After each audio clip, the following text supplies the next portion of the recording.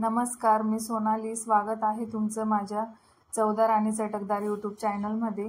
मी आज तुमच्यासोबत एकदम हलवाई स्टाईल बालुशाहीची रेसिपी शेअर करणार आहे, ती पण एकदम सोप्या पद्धतीने. सर्वात पहिले आपण मैदा चाळून घेतला आहे.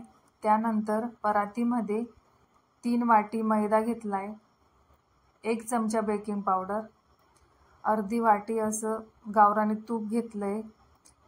ते पूर्ण तूप आपण मैद्याला व्यवस्थित मळून घ्यायचं आहे, तेही एकदम हलक्या हाताने. 4 चमचे दही घेतली मी, ती पण एकदम आंबट नको आहे आपल्याला. ती पण व्यवस्थित पिठाला मळून घेतली. त्यानंतर थोडे थोडे पाणी टाकून पिठाचा एकदम हलक्या हाताने असा गोळा तयार करायचा आहे.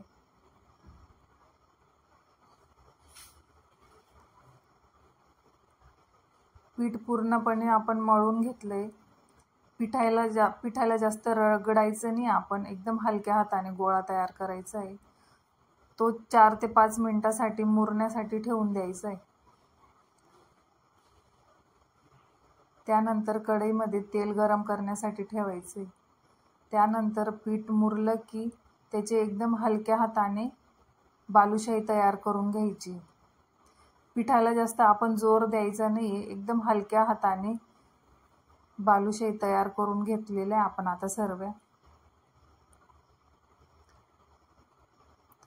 तेल आपण तापत ठेवलं होतं, एकदम कमी आचेवर बालुशाही आपण तळून घ्यायची. जेवढे आपण कमी आचेवर बालुशाही तळली तेवढे भरपूर लेअर सुटतात बालुशाहीला. बघू शकता, मस्त लेअर सुटलेले बालुशाहीला. सोनेरी रंग येईस्तोवर आपण बालुशाही तळून घेतली.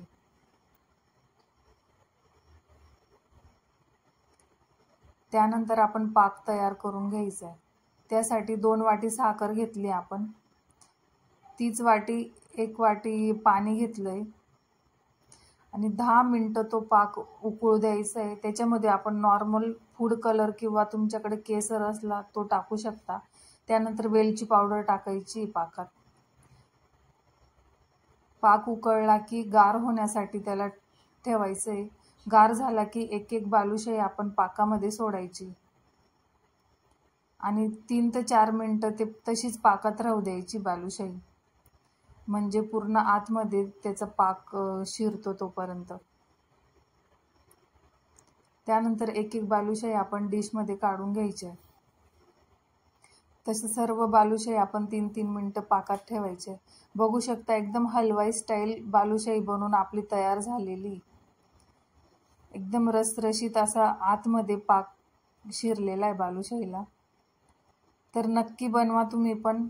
येत्या रक्षाबंधनला साधी आणि सोपी